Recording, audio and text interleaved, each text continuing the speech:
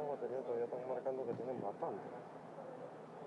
Entonces yo prefiero que ellos le den duro a esta batería y ya después entonces yo...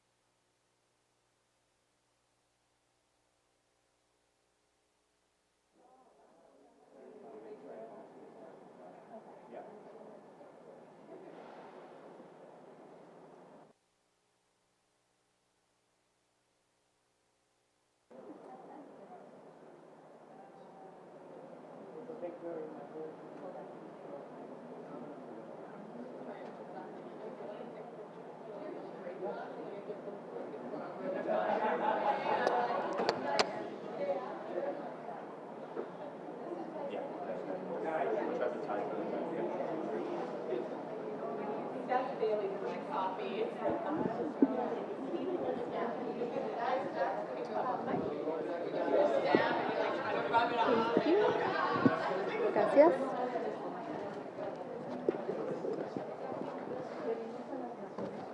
Gracias.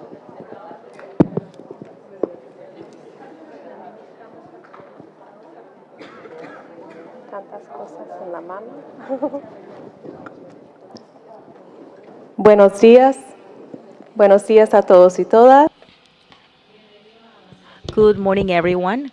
Welcome to the session supporting the humanitarian sector in the interventions, including affected children by sexual violence.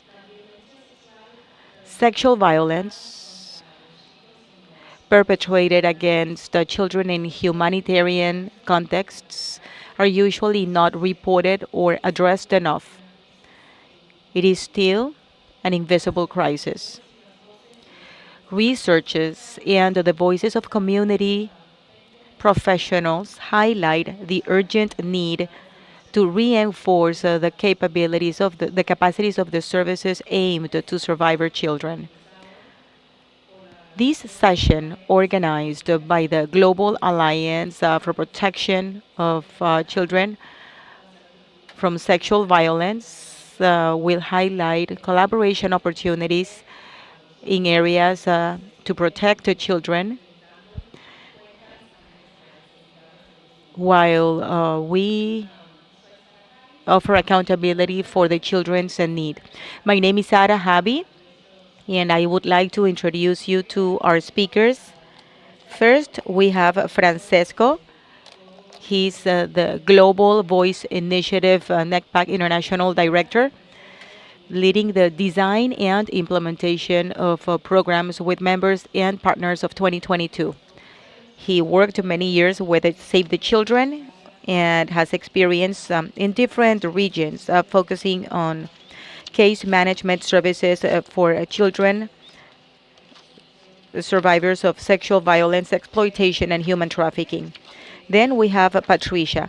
She's the a senior advisor on prevention and UN programs, All Survivors Project.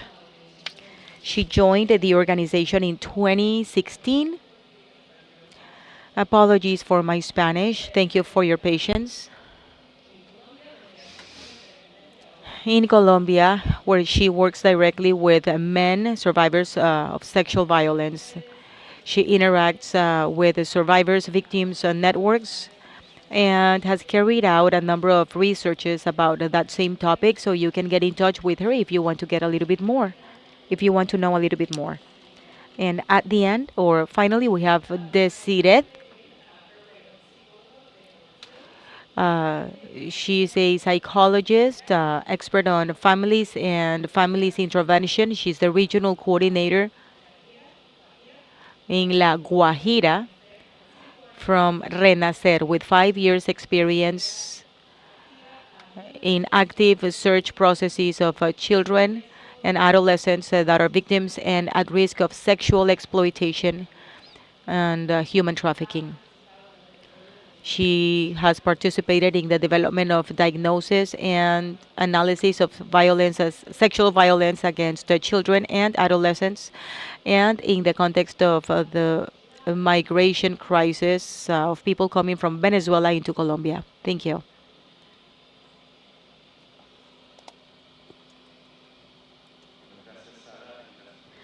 Thank you, Sarah. Thank you, everyone, for being here. My name is Francesco, and I'll try to be very quick. Before starting the session, I'd like to reiterate three main aspects, just almost like a disclaimer when we talk about this topic and the work of a global alliance for the protection of boys from sexual violence. It's pretty long, but we call it GAP. You'll be able to see the logo later on. And the 3 points that I want to mention is that when we talk about boys, male gender, we're talking about boys. We believe that all boys and girls have the rights to be protected against any type of sexual violence. The second disclaimer is that with the work that we do with the Global Alliance, we recognize that girls and women are the main victims of any type of sexual violence, and that the gender roles and standards and the patriarchal system affects mainly girls and women. And with the work we do at the Alliance, we do not want to distract from that attention. We want to support greater efforts on eliminating violence against children. We believe that the work can complement the work on gender-based violence. This could be a great opportunity to transform gender standards, gender roles, masculinity ideas, and by doing so, reduce gender-based violence against girls and women. And the third point, what you are about to see today is our first presentation as an alliance, and this is a work in progress. Therefore, with today's session, we wanted to share the process that we have followed in order to create it and give you information about the topic. And at the end, we'll open the space to get your recommendations, suggestions, concerns, so we can do it better. Something that I'd like to highlight is that we are doing these in the most careful and participative way because we know that this topic is very sensitive and we want to support the efforts that are being made already. So if you have any questions, suggestions, and comments at the end, it will be greatly appreciated because this is going to influence the process of constructing or building this alliance. Allow me to explain the process to create this alliance. It started in June 2023 in Casablanca, Morocco, where we held the first children or boys summit. It was a workshop, and the first thing is that we had the participation of 65 professionals on child protection of over 60 countries, speaking about the different existing practices in order to protect boys against sexual violence. And what we're missing is the data and practices. And what we need in order to give visibility to this topic is to change the stereotypes and enhance the gender approach on humanitarian interventions and also in other contexts. In this sense, throughout the workshop, something that we heard a lot was the fact that everyone agreed on the fact that there are interventions at the local, international, or regional level, uh, advocacy and practices, but there are things happening, and the efforts are very scattered or divided. And what was great about the last year's summit was the fact that people was able to connect and feel less isolated in the work they do. Everyone agreed that it is important to create an alliance that we call GAP, This alliance wants to have members at the local, regional, and international level and build on the experiences we already have, be able to connect and provide tools and guidance to the protection sector and other sectors connected to child protection in order to understand the complexities that affect boys uh, on sexual violence. At the international level, we have a steering committee and we provide a strategic direction. We create an action plan, the advocacy plan, and we are monitoring the type of language and the approach we use. The committee is comprised by the organizations you can see here: All Survivors Project, ECPAT International, Equimundo, Family for Every Child, Physicians for Human Rights, Save the Children, and Women's Refugee Commission. The steering committee is the organ that decides the direction. Again, this is a work in progress, and I cannot stop saying this. If you have any comments, observations, suggestions on how to enhance the work we do so it's relevant and coherent, and that actually supports other actors' efforts, it's more than welcome. In terms of, well, the idea is for the members to get access to resources and share their experiences at the local level, experiences that work in their context. But when we talk about masculinity and gender, there are very specific and global aspects. And the main work we're doing this year is that we are developing a global manifesto. This is a 10-page document, more or less, and it explains our values and we reiterate our commitment to gender equity and our commitment to child protection and children's rights. And in the document, we also explain the different aspects that affect boys when we talk about sexual violence. Where sexual violence happens against the boys and what are the main barriers that boys have to face, and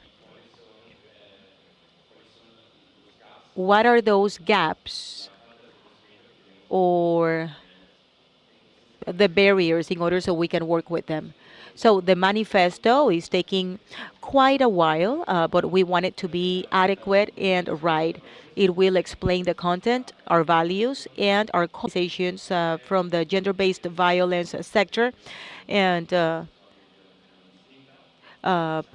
children with a different sexual orientation, disability organizations, survivors led organizations, and feminist organizations based in the South. And we wanted to tailor this text so it is accepted and useful for everyone. And in this case, the manifesto is going to be launched hopefully this year. We will have an online round table with the gender-based violence sector so they can help us improve even better the manifesto and the action plan. I think that I can give the floor to Patricia. Thank you. Thank you. Thank you, everyone, for being here. My name is Patricia. I work with the Survivors Project, ASP, and it is a pleasure to be part of this initiative and be here with you so we can get your feedback, comments, and observations to do this work the best way possible. I will talk about conflict situations because of our mandate, we work on the prevention and addressing sexual violence against the boys and men in armed conflict situations worldwide. We recognize that children, well, girls and women are greatly affected by this type of violence and the violation of human rights. But the project was born as an idea to complement and fill gaps that already exist about patterns, impacts, and barriers to access for services for boys and men survivors of sexual violence. Francesco mentioned something positive about this alliance, comprised by a steering committee, and we hope that we can grow it, and we hope that we can get more members. And we complement other organizations. We have organizations that bring specific approaches, for example, the humanitarian aspect, the sexual exploitation, masculinities, forensic doctors, and survivor projects. And we work on the angle of sexual violence or armed conflicts against the boys. We know that girls are affected, but sexual violence against the boys in the context of armed conflict is happening, and sometimes it's invisible. We need tools so we can adequately respond and understand the demand. There are many reasons that we know that lead to making this human rights violation invisible. First, we have a gap in information. We do not have data of cases reported, so we can understand the patterns, the impacts, the barriers that inform interventions on prevention and addressing sexual violence against boys. The second, the revelation gap. We know that cases are not being reported, uh, and in the work we do, in several contexts of armed conflict we work in. Well, especially I work in projects in Colombia, and I accompany a group of men victims or survivors of sexual violence. Many of them were victims as a children, and none of them reported the facts at the moment, and some of them shared that to their mothers or grandmothers, and they were treated with home remedies, but they never received the services. Those that had access to services, uh, well, that happened years later, maybe decades later, and this is something that we see often in context of conflict or non-conflict. But in conflict context, there are additional barriers that make this even more difficult. And the third barrier, connected to the two prior, is the gap of the expertise.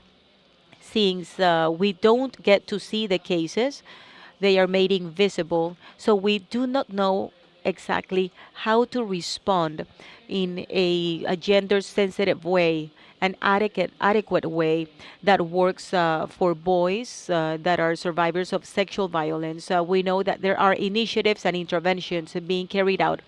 What we want to do with GAP is to join efforts and coordinate, because we have learned that this is not something that we can do by ourselves, not with just one initiative. From our own perspectives, organizations, and agencies, we can give our contribution. We want to join efforts in a way that will not take away the attention from the girls as a main survivors of sexual violence. Reason why we want to be very careful with what we do. However, even though there are gaps that we know at the global level, evidence shows that boys are also highly vulnerable to sexual violence in armed conflict contexts. In the work of ASP and other organizations, we have documented cases of sexual violence against the boys in conflict situations in more than 30 countries since 1990. And we revised documents from UN sources, NGOs, national, international NGOs, and we disaggregated the data so we can better understand the impacts and highly vulnerable situations in armed conflict situations. And by doing this analysis of primary and secondary research, we see that there is a number of factors that boys become more vulnerable to sexual violence. We know that children are vulnerable to sexual violence, but they are not equally exposed. The gender expression and diverse gender expressions can increase the vulnerability to sexual violence in armed conflict situations. The socioeconomic reality is also important. A large part, if not all the men that we work with, come from contexts, rural contexts, contexts where they lack access to services and opportunities. And usually the socioeconomic status plays a role in the vulnerability intersecting with other components. Religion. We have seen cases of sexual violence against the boys connected to religion. And the ethnic aspect cannot be ignored either. We have seen documented cases in different contexts, including, well, we have identified the detention of deprivation of freedom of children. We know that 95% of children deprived of liberty are children, and usually they face sexual violence in these contexts. Also, forced displacement, mobility, the recruitment use context. So we have done researches and we'll be sharing our findings in Colombia this afternoon. And also the human trafficking is another context. And we see that this is constant in all these contexts throughout the world. Last, we have identified great barriers to access to services for children. We have carried out researches in Afghanistan, Colombia, just to understand the main barriers to access to health for children or boys, and we see a number of factors that prevent these.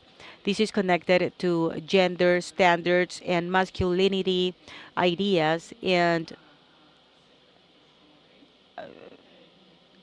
the the idea boys have as being perceived as gays and the relation that exists between homosexuality and sexual violence against boys and men and prejudices exist. Some things that we have identified is gender sensitive documentation. We need to have inclusive legal frameworks as far as gender. Uh, not gender biased. And this is important. It's not that this is for everyone, but we need to consider the unique needs of the boys and the girls. We need strong children protections systems. Sometimes it takes years to build them, but they are needed for protection. And capacity building. We have seen that joint efforts are crucial. This is something that we have seen with the alliance. We want to see it with GAP, and we want to explore the way how do GAP can strengthen the alliance and the members so we can carry out this joint work the best way. We want to join efforts and we want to shed light uh, into local organizations that are doing this work now. And from family, from every child, we want to build a community of practice where we can share challenges and barriers and good practices. Thank you.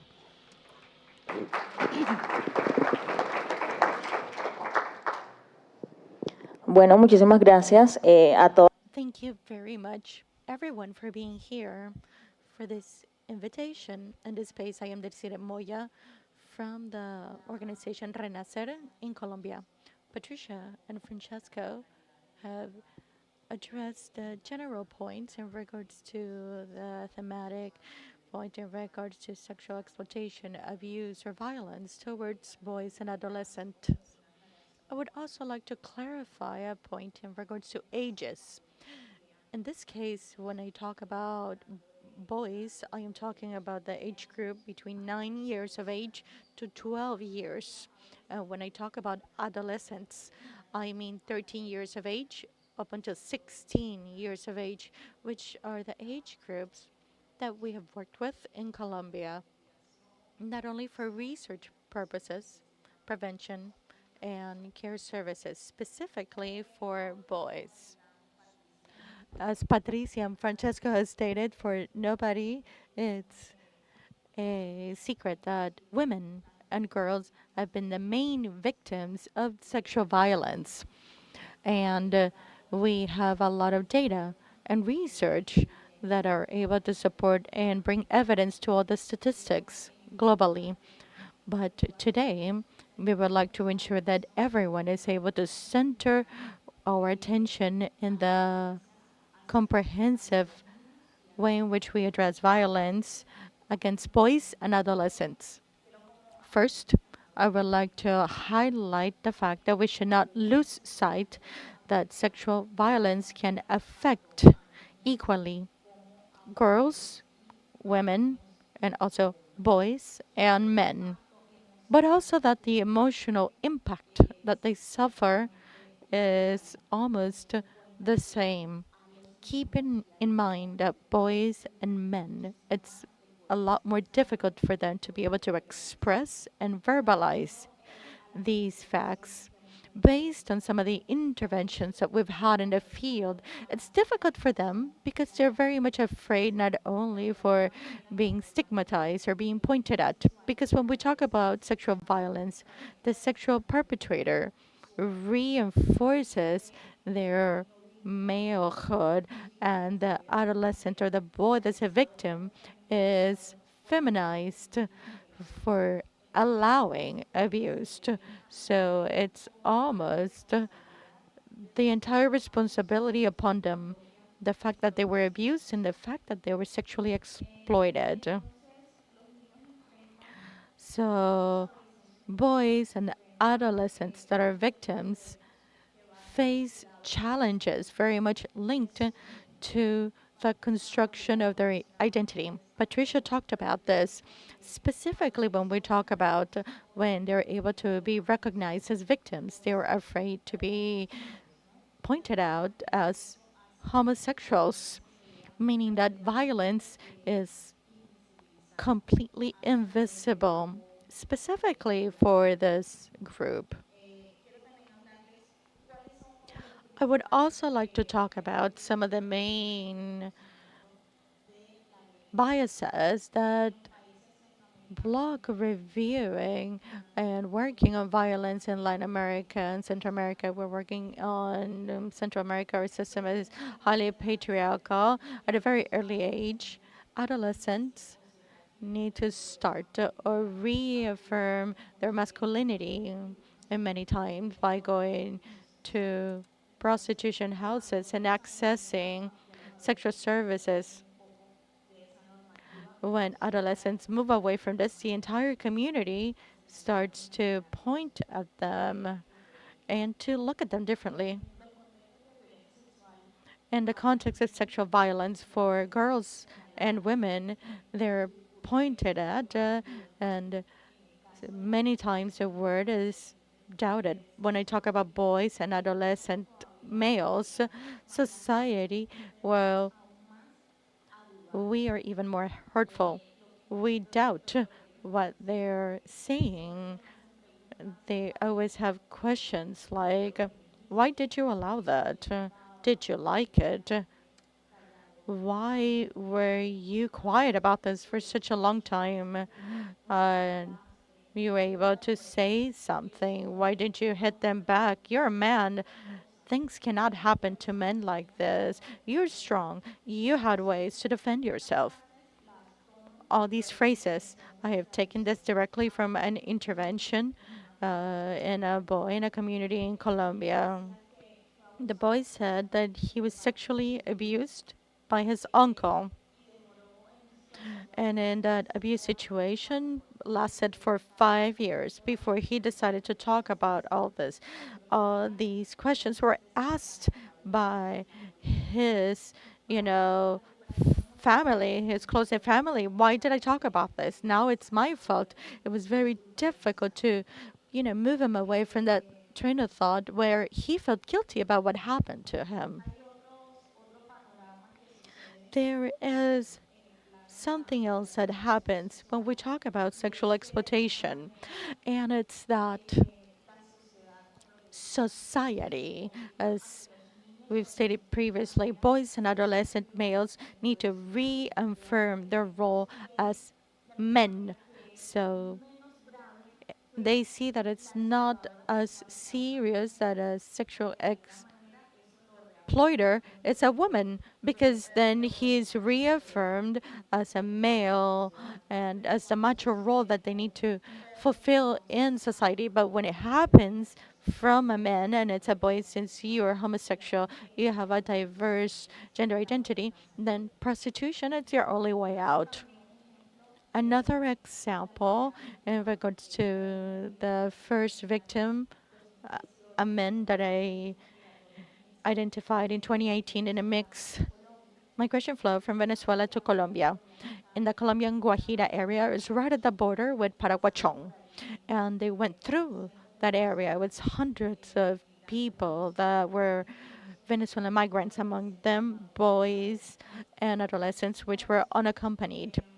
Back then, at the border municipality where we carried the report, to be able to report to the competent authorities a situation of sexual exploitation of a boy, the family ombudsman, right at that moment, she was very impacted and she asked me so many times, "Are you sure what's in this report? Is it true? Is it true that this is happening here? Who is exploiting them? Is it a man? Is it a woman? Or is it other men?" Like validating the fact that, oh, if it's a woman, then maybe it's, not as serious. Right at that moment, she was very afraid and she talked about in a manner where she had no knowledge. So she at that point was requesting that we spoke to that boy and for him to tell us who was the sexual exploiter so that the person could be caught immediately. And she was also speaking from a place of fear because there was very little institutional response for that specific problem.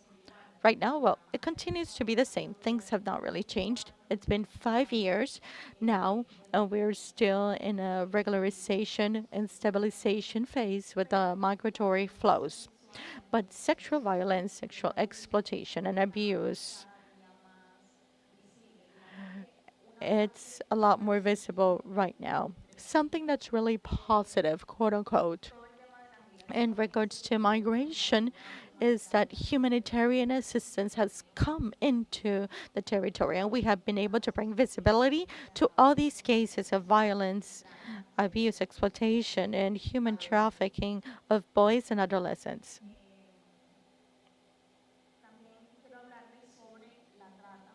I would also like to talk about human trafficking of boys and adolescents in Colombia. We talk about people trafficking, and we feel like, oh, that's something that happens so far away from us. To Colombian people, sometimes it's difficult to understand that there is human trafficking. In our work, we're always identifying victims.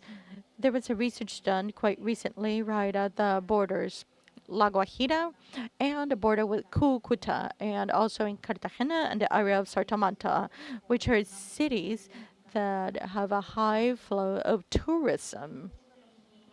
A lot of the boys that we've interviewed, they stated that they were part of, really bad name agencies. That's what they called them. But these were the traffickers.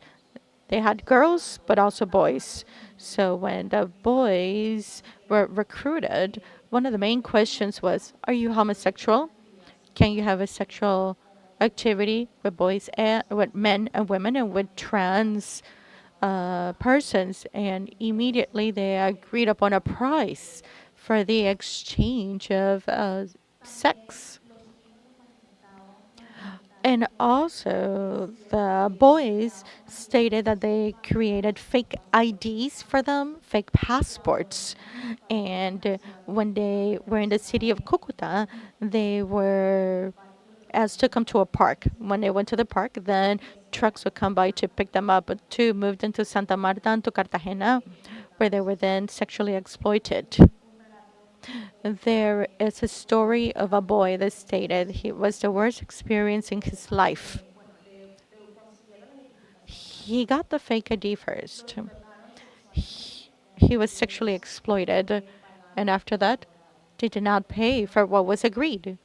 The boy stated that after the sexual exploitation and the activity with a perpetrator, he decided to leave and he thought that they were going to pay, but since the initial agreement is that they had to stay for 15 days in that island, they said that since he left, he could not be paid. These are realities that boys that are sexually exploited have to live through. Also, in the area of Maicao, quite recently in December 2023, we identified that there are virtual platforms because now you don't see the boys in the context of prostitution like in the street, but it's done through platforms where people are able to have access through their cell phones, and in that manner they're able to contact the boys and the adolescents for the sexual exchange. And it's something that decreases the level of visibility and it further exacerbates the sexual exploitation situation because how can we control that? There are other challenges, as it was previously mentioned. Access to protection services. We've talked about the need of continuing to train and create awareness and training to institutions, to the first responders, to victims from the very first moment that a report is made. In these spaces, they re-victimize, ask additional questions, or ask questions in an inadequate manner, or when they typify the crime, it's done wrongly. They don't use sexual exploitation, they don't use human trafficking. It's just sexual abuse or carnal abuse to a person. In Colombia, we have a jurisprudence that is able to sanction sexual violence and exploitations, but this process is very slow. And for victims, it's very difficult. And access to justice, it's difficult. And when we talk about it's just natural. They say, oh, he's homosexual, then he liked it. He decided that he wanted prostitution. We can't do anything about that. It's a case that would further collapse the judicial system. All these phrases have been stated out there in the territory when we bring up cases of boys and adolescents that are victims of sexual exploitation and of human trafficking. So the main challenges is that it's become natural. It's invisible. It's very few organizations that are carrying out research. It's usually NGOs, to civil society. It's not part of the Colombian state. Lack of studies. I take advantage of this space to invite universities. I'm inviting academia. Please, let's start from the different university research groups. We should start to study and bring visibility to violence, sexual violence specifically for boys. That would then allow us to obtain real data and about the situations, and we must believe them. I have another message. Sexual exploitation is not part of the life project of any boy or adolescent. Thank you.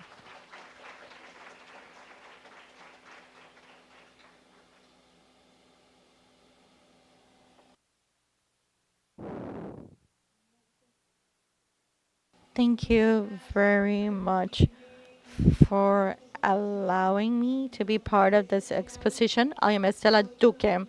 I am from Colombia. I am part of the Psychosocial Center Taller de Vida, and we're also members of the organization Family for Every Child, which brings together 32 countries and it's 47 organizations. 47 organizations with a proposal of an intervention with families joined together. First, to guarantee that all boys and girls have the right to a family, but also to ensure that they are protected from different forms of violence. That's the partnership as a partnership family for every child in the year 2019. We had a meeting in Chile, 5 organizations together. It was Colombia, Guatemala, Mexico, Chile, the Philippines. And we started to reflect upon the fact of something that we found in the work we did, which was sexual violence against boys. And we realized that it was not being addressed and it was not being recognized. In Colombia, we work with boys and girls that come out of the armed groups. They leave them. And then we realized that we had some reports and we had some cases. But in all the attention protocols or care protocols of all the different institutions in regards to reinstituting their rights, this was not included. And as Desiree stated, it was unknown. So in 2019, we talked about this. Philippines, on their part, they work with children from the Catholic Church, which were in boarding houses, and many of them had suffered sexual violence in these boarding houses or boarding schools. And the Philippines organization was intervening at this point. In Chile, it was the same thing. We worked with another organization that was working with boys which had suffered sexual violence in the framework of the Catholic Church and its institution. And in Guatemala, they looked at migration. These boys that had suffered different situations in the migratory process, but they also had sexual violence specifically against boys. This is something that led us to research, study for boys. What to do on behalf of family for every child. And we decided that the best way to respond was to develop a global campaign and to raise our voices, join efforts together, and to try to bring visibility to the fact that boys are also exploited, used, and are sexually violated. Where we created a campaign of the Blue Umbrella. The Blue Umbrella campaign, it's developed since 2021. It's 3 years now, 26 countries, 26 organizations, I'm sorry, in 22 countries, which are part of Family for Every Child. Very much committed. And it's not just Family for Every Child. Now it's 12 networks of organizations to be part of the campaign. What is the Blue Umbrella campaign? It's an awareness mobilization where we open the Blue Umbrella. It's a shame that I didn't bring it out with me today, but we do open the Blue Umbrella and we talk about the topic in Colombia. I would like to highlight this where I work, and for 30 years we support boys and girls who have suffered in the framework of the armed conflict, displacement, and other situations. But we support boys and girls and also adolescents and youth in the process of inclusion into the civil society. We have achieved that institutions like the Colombian Family Wellbeing Institute can be present in the different actions of this campaign. Very present, so that they can start to talk about the protocols, how they are able to intervene, and how we can show and recognize the impact of sexual violence against girls. Yes, but we should also look into protocols when it's boys and adolescents. Very much related to the cultures of origin. We are a country that is multicultural, diverse, indigenous, and Afro population, which is not just Colombia, but many other countries in Latin America, Asia, Africa, and many places in the world. And how can the protocols be further expanded? Right now, we work from the campaign, which starts every April 16. We open up the blue umbrella, and it's kept open throughout the year, supporting actions in the world, including voices and raising awareness. In Colombia, we have allowed organizations like the National Institute for Well-being to be part of that campaign. Something else that we were able to achieve is that the governments in the regions, like Maicao, and also the mayor and Risaralda, which is a different department in Colombia. We have all the participation of the mayors, social actors, and responsible public policies to work on this. And we have also worked with the support of the media. This year, three regional TV channels allowed us on April 16 to talk about this and to invite youth. And another step with this campaign of the Blue Umbrella, it's a awareness campaign, moving from being a campaign to a movement. This day, a lot of boys and youth talked in the media, and they would dare to speak to their communities, indigenous communities. I don't know, but if you know this, but in Colombia, indigenous communities work with different organizations, and they have their own councils, their own laws, and their own ways of managing politically. So how they manage their lives and all these aspects. But we also have things related to providing services to those that are part of the leave the armed conflict. So we are partnership to bring visibility to this, ensuring that it happens, and to be able to find different ways of intervention. The Blue Umbrella campaign continues to have the umbrella open. I invite you, hopefully, to be part of this. We need to mobilize policies. We are seeking something to ensure that gender violence recognizes the violence against boys from the gender identity that we can recognize. Some as it's been stated here, if there's a diverse identity, it's hidden and used as a manner of justifying violence. So we need to continue to advance. We need to continue to transform ourselves. And our invitation is to ensure that you're part of this. Join us.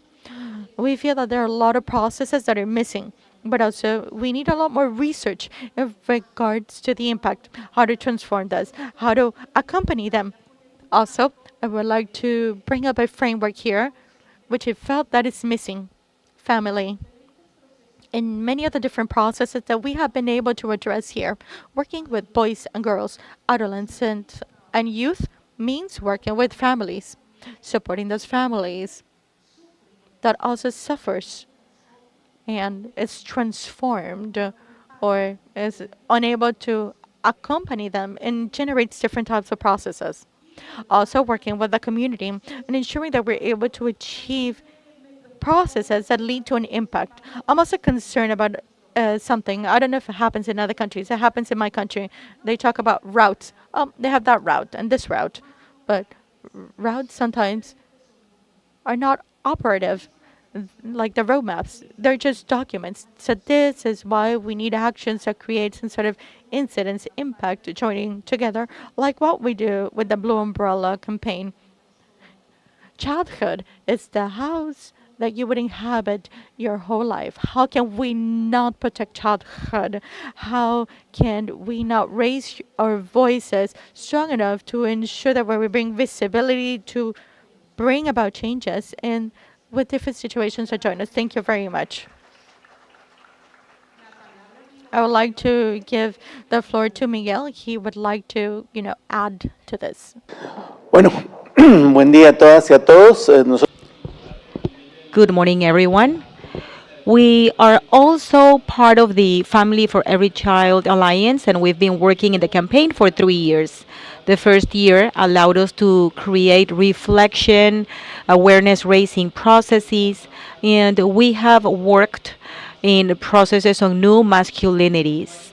During the second year, we worked directly with the health sector in order to establish specialized care and differentiated care processes for boys and adolescents. Now we are working with the educational sector to strengthen actions on comprehensive education on sexuality to enhance understanding, prevention, and restitution. In Guatemala, we want to document, and this is something that the three of you agreed. There's no registry, and we noted that for boys in Guatemala, unfortunately, 8% of the total cases reported every year come from boys and girls under 5 years of age. But when we look into the data of children under 5 years of age, we see that the incidence is the same. There's no significant difference between boys and girls. After 5 years of age, we do see an important difference against teenagers, and women. Therefore, it is important to work on prevention. But it is also important to reinforce and strengthen the efforts so we can ensure protection efforts and restitution efforts. Thank you. Thank you. I'd like to say that I forgot to mention the QR code. Through the QR code, you'll gain access to the Blue Umbrella campaign.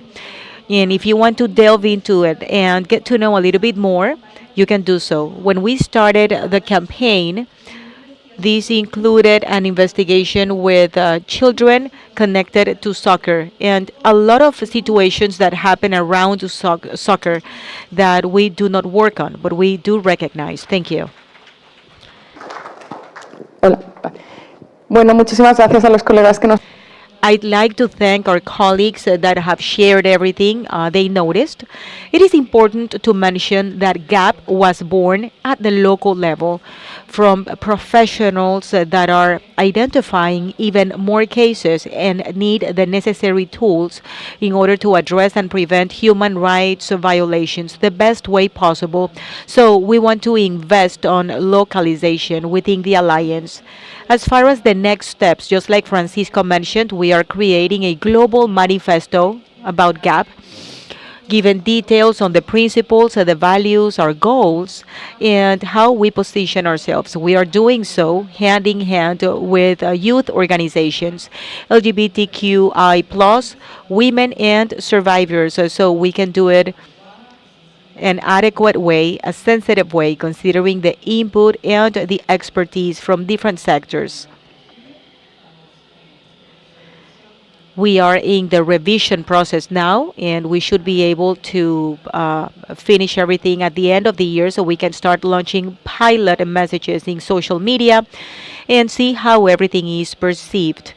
And this is a complementary work to the sexual violence against the women. The second step is the creation of a platform, online resources platform.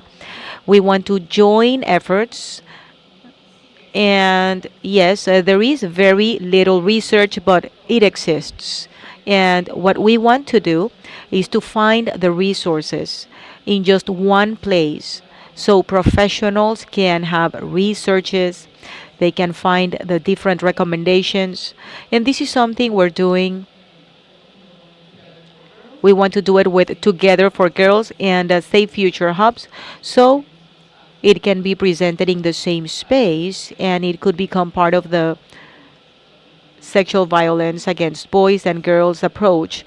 So this could be a way to centralize and disseminate existing resources. We also plan to create a website and a newsletter.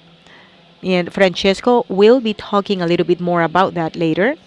And we also hope to have webinars where professionals can share best practices, and through different contexts, we can share what we see, what's working, what's not, and we can have a knowledge exchange and a community of practice. I believe the most important step now is to open the space for your comments, observations, questions, inputs, so together we can build this space and strengthen prevention and address sexual violence against children. Thank you.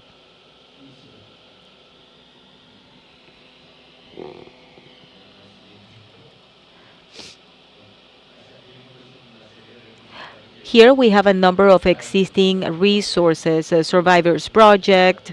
Well, you can see everything here. And we'll be able to share more. If we can move to the next one, please. Thank you. We created a form with a QR code. The idea is to get your contact information if you want us to do so, of course, just to get information on your interest on this topic and maybe key resources you might have.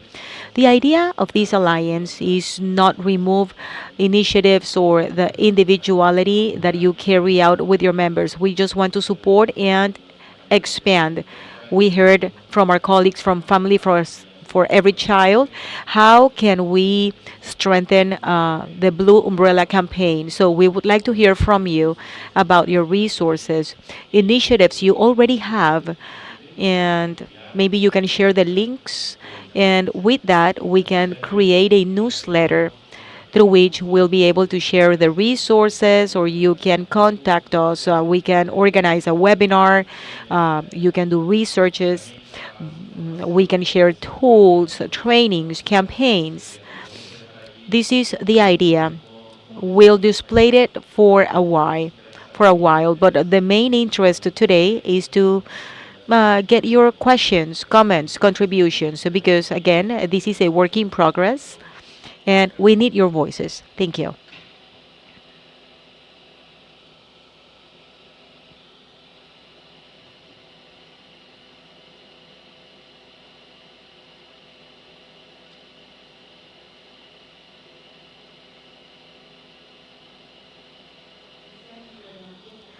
Thank you. Good morning, everyone. Thanks for sharing.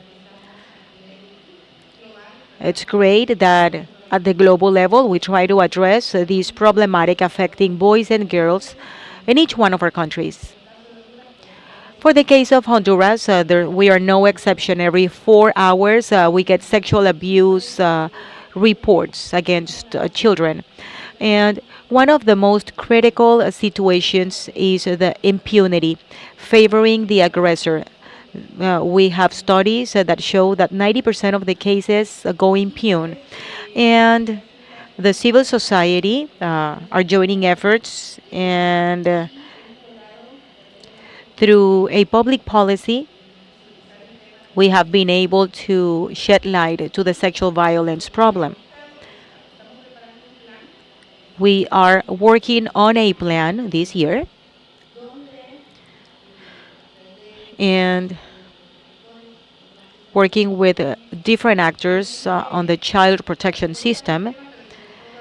We want to work on this topic and allocating the resources. This is another problem. We create awareness raising processes. We get the mom to make a report, but it's usually left at that level. The process does not move forward, and it just stays there and nothing happens. So, with this plan, the idea is for the actors involved on behalf of the government can play the role investigating and processing the cases. And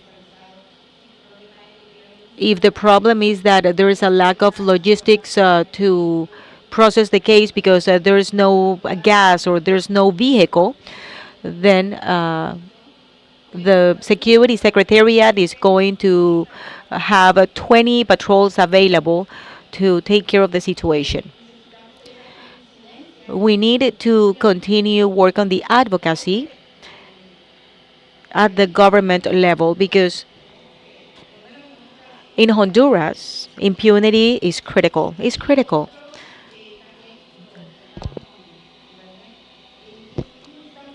And another thing The question is, what are we not doing? What's missing? We need to find the root cause. We need to find things to do. In the work we do with boys and girls, they need to know about the topic, they need to know about the consequences.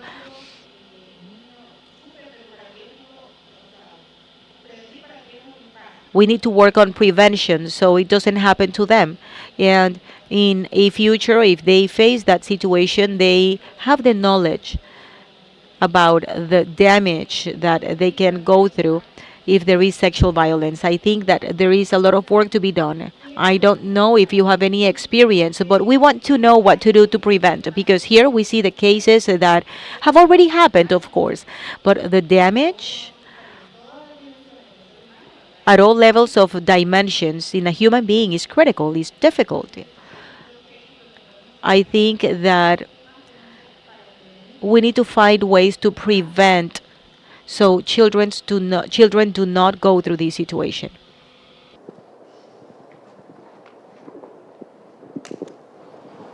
Amigos, buenos días. Good morning. Thanks for sharing interesting information. I'm not a lawyer, but I really want to work, because even though we move forward in the way we address and work with organizations and NGOs, there is a gap in the conversation when we talk about the legal aspects in different countries. So this is something we need to highlight. In Brazil, for example,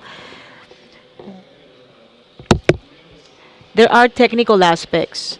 The typification of abuse is different between men and women as far as legislation. So, for example, the fact that they believe that sexual violation affects people regardless of the gender, this is a challenge at the legislation level, especially in Latin America. This is a macho mentality. This is a Christian uh, space. So, how do you face the challenges as far as the policies and legislations of your country, as far as typification of sexual violations?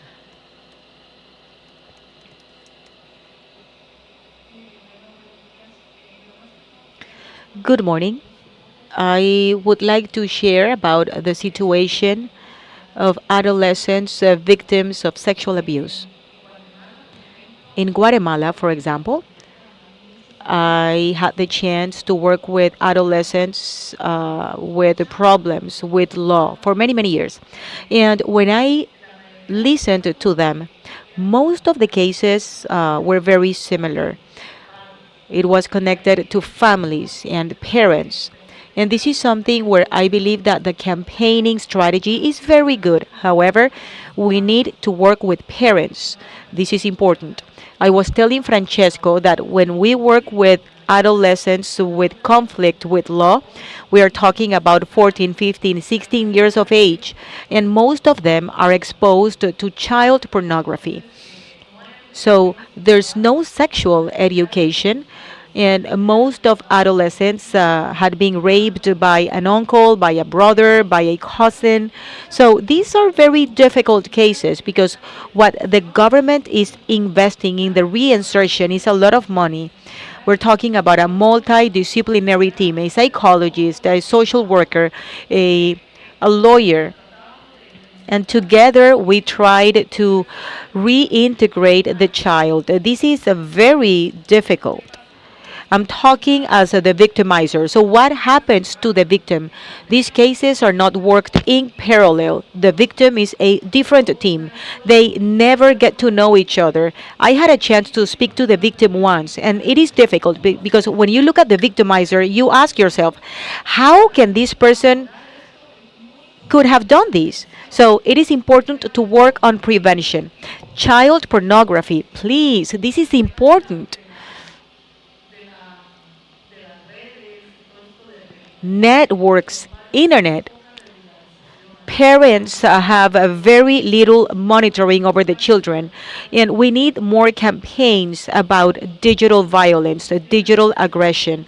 Children, adolescents have access to very dangerous information, and for most of the cases of adolescents in legal problems, this is connected with sexual abuse, and reintegration is very difficult. It can happen, but it's difficult. So, from the idea of what these causes, it is very, very strong. Felicitaciones, está buenísimo. Congratulations. Everything that you presented is really good, and I love that you found so many different examples. I have a question about prevention.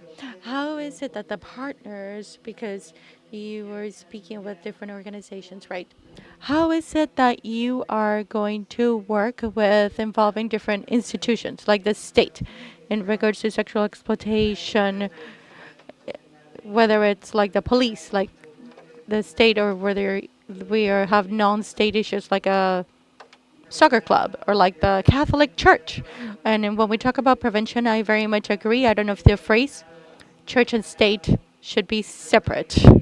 Regardless of the religion, we should have sexual education in all the countries. It's been proven that this decreases the levels of abuse. So if we are in prevention at a large scale, it should be in every school. Thank you very much. Ok, sí, dale, dale, que ya estoy.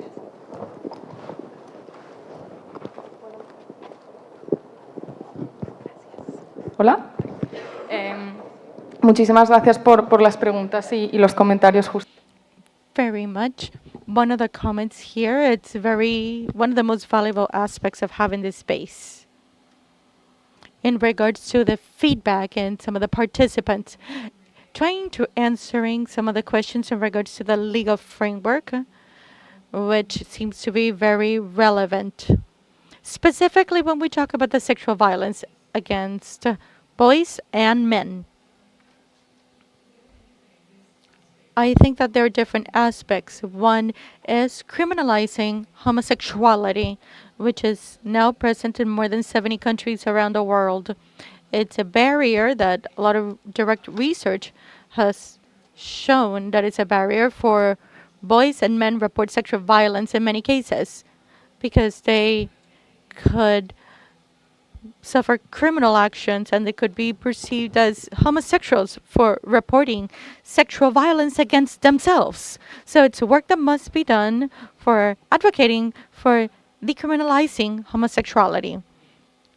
That's globally in all of these countries, but we also have typification of sexual violence acts where there are several studies, right? Some of them are quite dated. We are undergoing efforts to review them now, the legal frameworks globally. But we do know that in many contexts, sexual violence against boys, it's not even typified, like the case of Sri Lanka. I mean, it is against girls, but not against boys. That's another gap, but also a very important barrier. Point number 3 that I would like to highlight here in regards to typifying the types of sexual violation, not only of rape and violent carnal access and of the different sexual violence that boys and girls suffer, and many times they're not extensive. In regards to boys, we see a lot of cases of forced nudity, and in the criminal codes, we should review this, and of being obligated to carry out sexual violence to another person's sexual slavery of boys. We need to work globally in reviewing this, and that legal work will takes a very long time and a lot of coordinated effort. So I do feel that it's a point where we should open up and talk about what we can do. Thinking about the different difficulties and sensibilities to have frameworks that are a lot more inclusive and that are able to address those specific gaps. I would like to stop there for now, but I think that there are other questions. I don't know if my colleagues. Go ahead. You can go first. Just answering some of the questions of my colleague of Argentina. She talked about prevention. A really good practice that we can state that we have from the foundation Renacer Pat Colombia. It's our prevention strategy, which is called building protective spaces. It means working simultaneously with the different sectors that make up civil society. We work with educational institutions. We also work with the public sector, the touristic sector, and the private sector, which is where we see a high level of sexual exploitation. We work with first responders, public sectors, health, justice, and protection. We also provide technical assistance one-on-one. We also do field case studies with the protection sector, specifically with family police and court and the Colombian Institute of the Family, so that we can further support them to strengthen the response and access to justice of victims. And we also have good practices in regards to churches. We work with a project that's called Churches in Action. They finance a program for many years now in Colombia. We work with different churches. First, to create awareness in regards to sexual violence. And for each religious group or church group can have codes of conduct and internal protocols that allow immediate access, bringing visibility to violence. And if there's a case, an immediate response without re-victimizing the victim. Thank you.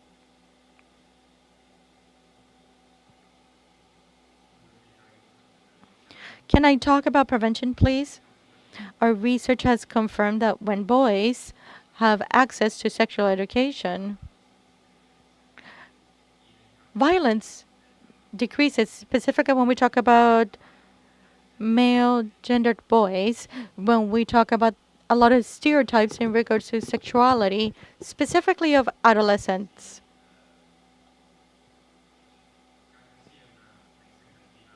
There's almost an expectation for them to be very sexualized, very sexual, and the fact that you would have sexual intercourse would reinforce your sexuality. And here we do see a very big problem. And here we would like to address prevention. And like Patricia stated, what's beautiful of the CAP, and each organization that it's a member has a unique expertise. We have an organization that is called Equimundo, that's part of the steering committee. They work a lot of masculinities and how to change what it means to be of the male gender. And not only changing stereotypes in regards to sexuality, but just like they talked about Guatemala, access to pornography and very violent images, and what does it mean to be a male adolescent, and what does it mean sexuality, but also changing that dynamic not in regards to care and finding help, not only changing stereotypes in regards to sexuality, but also how can we change the way in which male boys can have safe sexual practices, but also how they can ask for help if something that they don't want is happening. This is the difference that we see. For a boy, it's a lot more difficult to be able to share and ask for help for all the different reasons that we've talked about. And this is where we want to focus and share a lot more about this.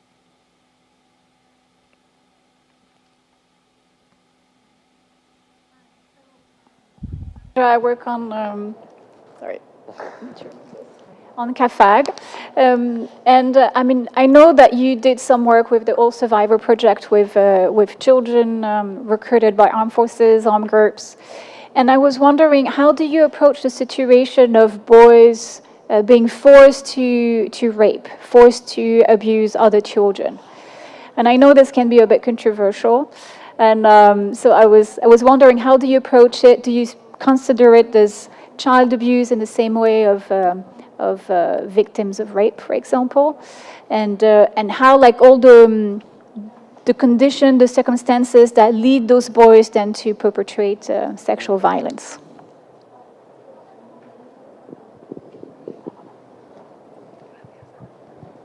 Muchas gracias. Thank you very much, Sandra, for the question.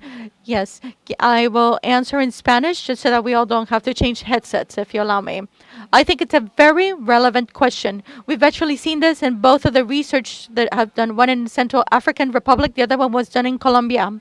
It will be presented this afternoon. We've seen cases reported of boys that were part of the processes of reintegration. They reported to being, forced during their time in art groups to rape other people. What professionals have stated, there are several aspects. One, it's recognized in the boys that is sexual violence against themselves first, right? What professionals stated that work with boys and girls, it's the huge level of guilt that boys suffer, and then a level of shame. They don't see themselves as victims of sexual violence, right? They believe that they have been the aggressors, right? And that they should keep this in their mind or the conscience, right? So we do consider rape if a person is forced to rape another person. There's also very important in supporting the boy so that he can understand that it was sexual violence against himself first, but also professionals need to work on these aspects. There's a clear identification that violation or rape of yourself is sexual violence, even if they were forced to another person, or even forced nudity, which is now done. There is, other forms of sexual violence that is not specifically rape. It's still sexual violence against a child. One of our findings and recommendations is to strengthening recognizing sexual violence in the boys, but also the recognized as by the professionals that support them. This is why we need mental health and psychosocial support for this process. It's not done automatically, actually, of helping and removing the guilt and the shame of the boy, which must be placed on the person that actually forced this boy to commit those actions. But it's very relevant. We do see this in CAFAC. I do invite you now, please, this afternoon, if you could come and be part of that dialogue. On this important topic. So my question is, do you have any examples of interventions that have proven successful in supporting boys who have been affected by sexual violence?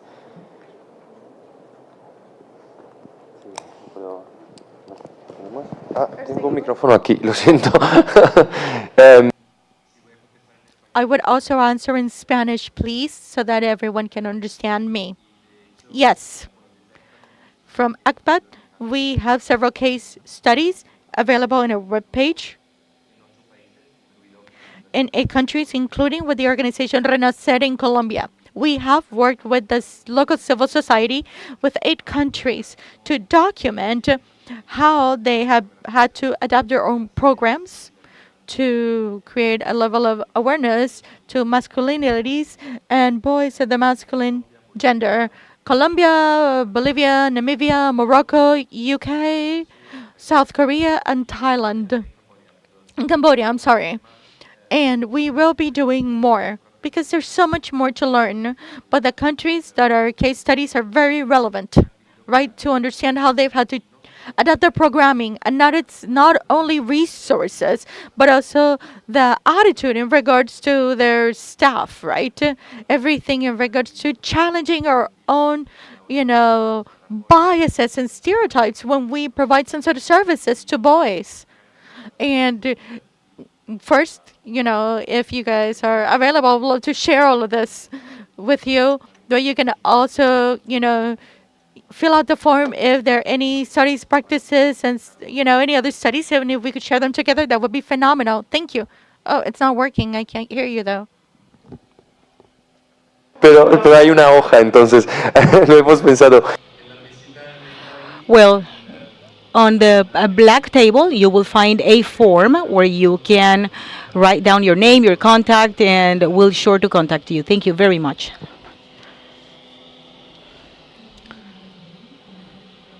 This very powerful panel. From ICRC's perspective, we work in places of detention across the world, and detention is one of those places where there can be an extremely high prevalence of sexual violence against all detainees, but also particularly against children. And this can include immigration detention, which is particularly relevant in this region.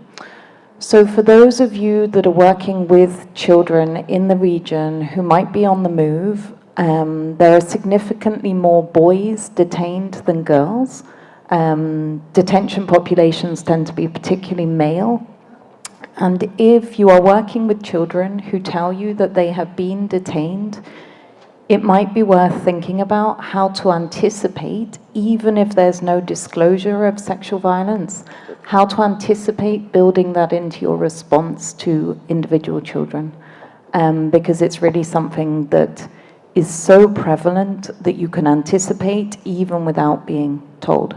Thank you very much.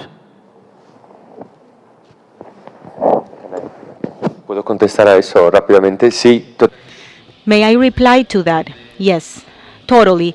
That's the idea of joining forces, because what we have seen through different investigations is why are boys not identified as potential victims of any type of sexual violence? There are gaps in protection systems. So there is no reporting, there's no revelation. Therefore, they don't receive services. And this lack of services feeds a larger violence circle with women at the community level, with gangs, and this is the third step, detention.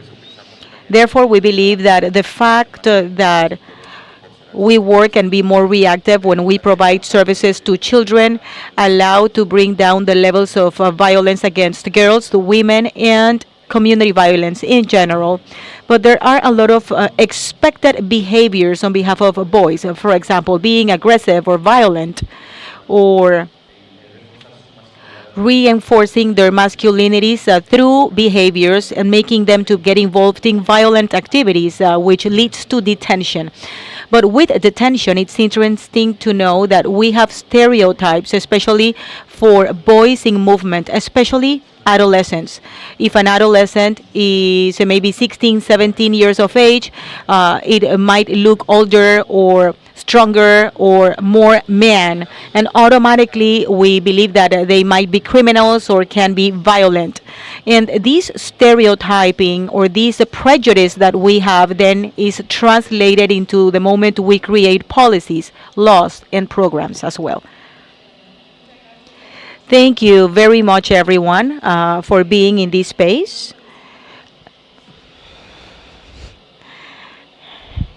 Okay, we just have a minute left. I'm sorry. 1 minute, 1 minute. Okay, 2 minutes.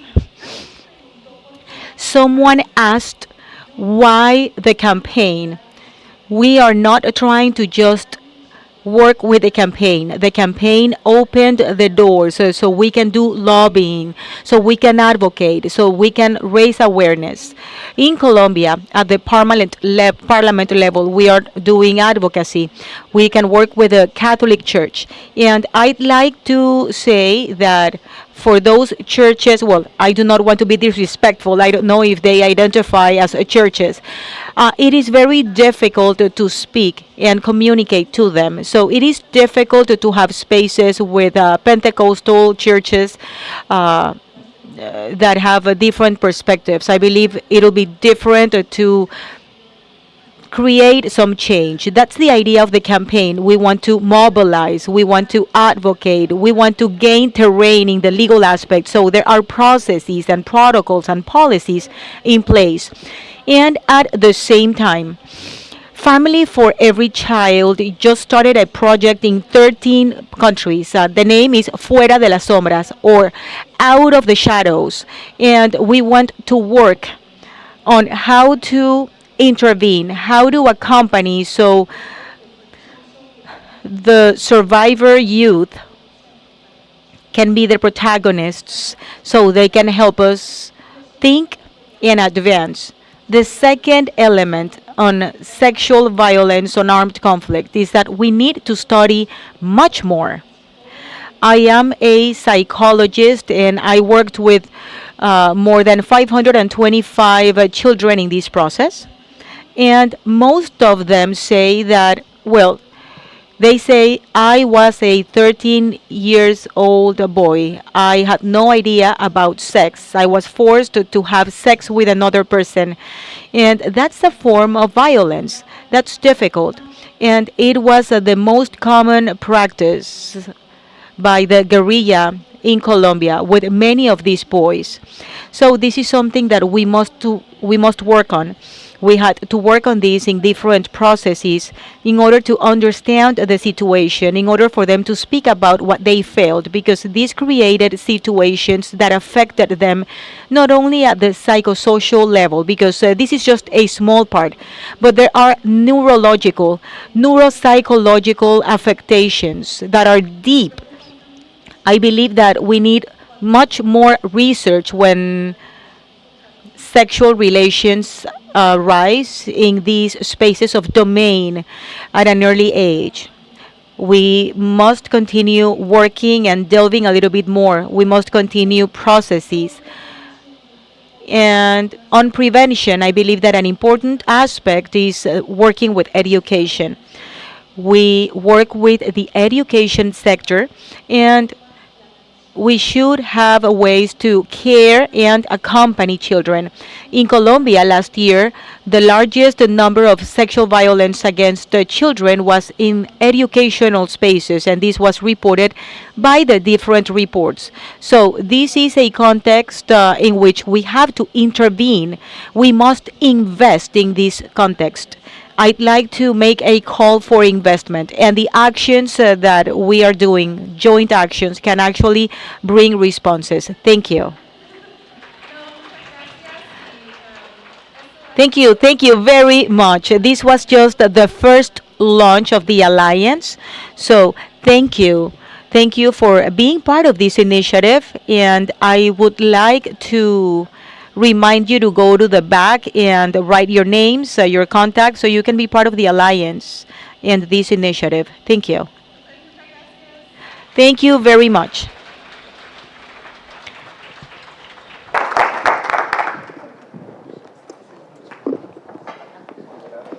Podemos decir ahora.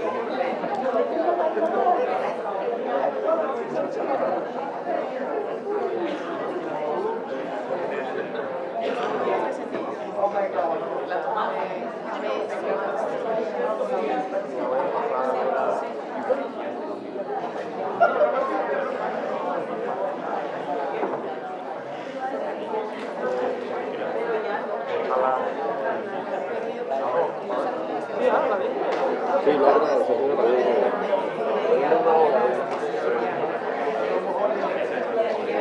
por cualquier manera yo puedo la cámara. Pero no quiero porque la otra se tiene la 10 y media.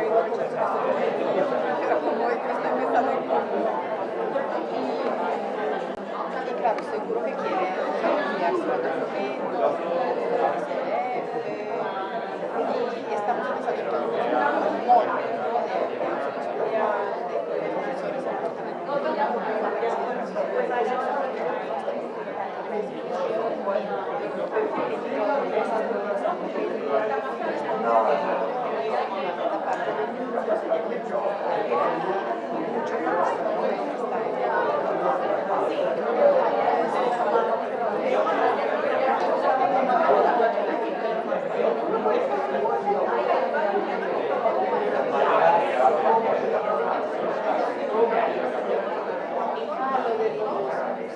Los 11 que quiero, sí, sí, sí, exacto.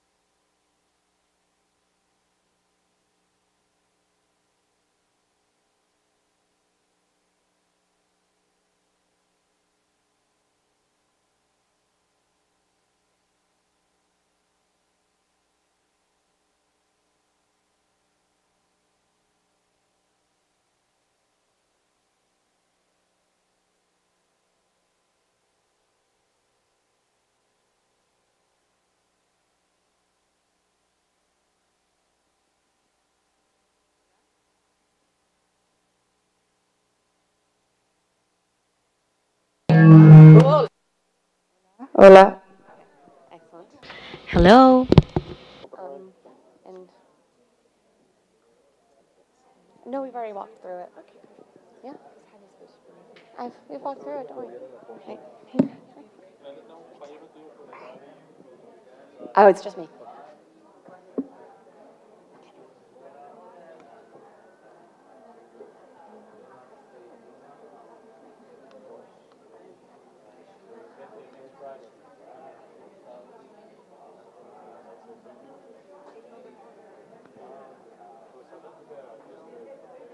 Excellent. Gracias. All right, everyone. I think we are going to get started. So if you can just take your seats and maybe we can close the doors at the back, if that's okay.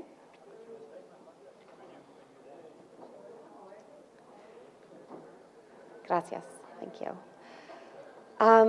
So thank you, everyone, for coming to this session. My name is Michelle Van Aken, and I am a Child Protection and Emergencies Technical Advisor with Plan International. Really excited to see you all here and that you guys have made it this far into the meeting. It's been a packed couple of days, but so exciting with, I believe, a lot of learnings. So today we are going to be talking about the primary prevention piloting that is ongoing in Niger and South Sudan. Oh, I have my, I feel really fancy with my little clicker. The goal for during this session, we're going to cover 3 overall topics. First, we're going to start with a bit of a history lesson. Not all of you may be as familiar with the Prevention Initiative, which has been ongoing for a little over 4 years at this point. So we will walk you through that history, explain what do we mean when we say prevention. Next, I will be sharing updates on the ongoing primary prevention pilots in South Sudan and Niger, covering our successes, lessons learned, and what's coming up next. And then at the end, we will have some updates on the overall Alliance Prevention Initiative's upcoming priorities, as well as opportunities for engagement and support. This is going to be a one-woman show. It's just me up here. So I've worked in some fun quizzes throughout, so you won't get too bored of hearing me talk. I can also imagine that it might be nice to have a quiet moment to sit after a few days of a lot of engagement and listening and learning. So hopefully this will be a nice quiet moment for you to just learn and appreciate. We are actually going to start with a video. It's like that moment in school where the teacher rolls in the TV on a cart and you all are kind of like, yes, it's movie time. Prevention can be a really complicated topic. And with support from the Learning and Development Working Group of the Alliance, the Prevention Initiative has put together a video series. So we are going to share one video from that series that I think really well breaks down what is prevention. So over to you.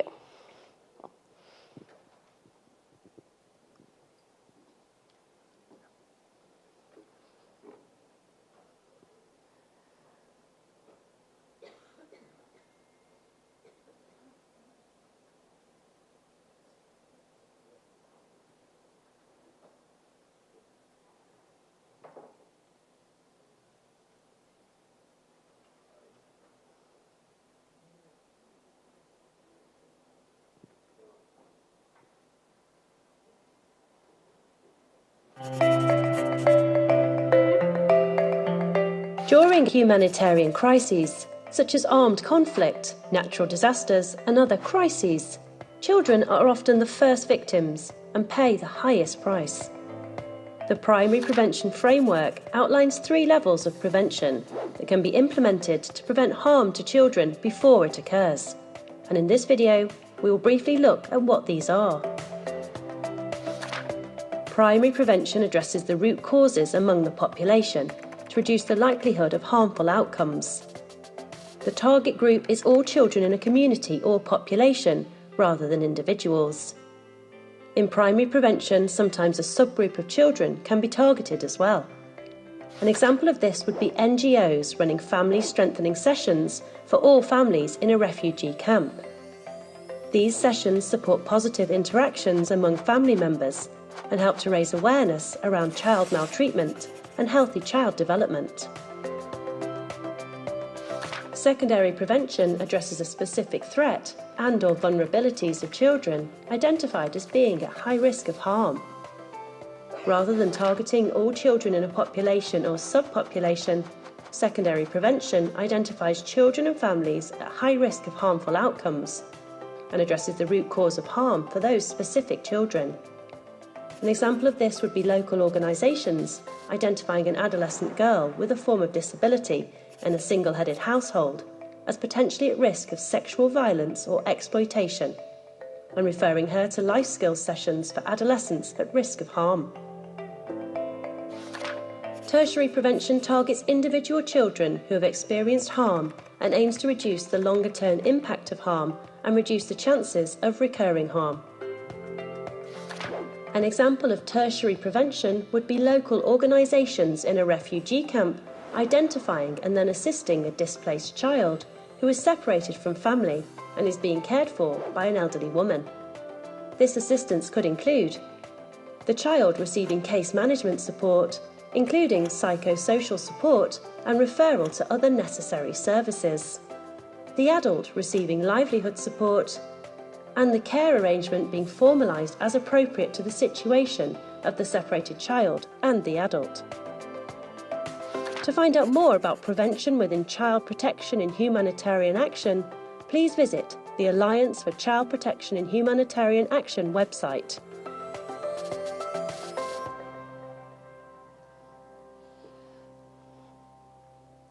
Excellent. So we are now going to have a quiz. Not on what you just saw, though you will be tested on that later, so retain that information. But rather we want to talk about why are we emphasizing prevention so much? We've heard it mentioned every day this week, right? So why is it one of the Alliance's strategic priorities? We have a Mentimeter, so I'll ask you to join at menti.com using the code 61465944. So why is prevention a strategic priority? Because we have an ethical responsibility, because it's part of the child protection definition, it's more sustainable, it's cost-effective, it's ethical, or a combination of those answers. So I see some answers coming in. And I'll let people take a little time to log in.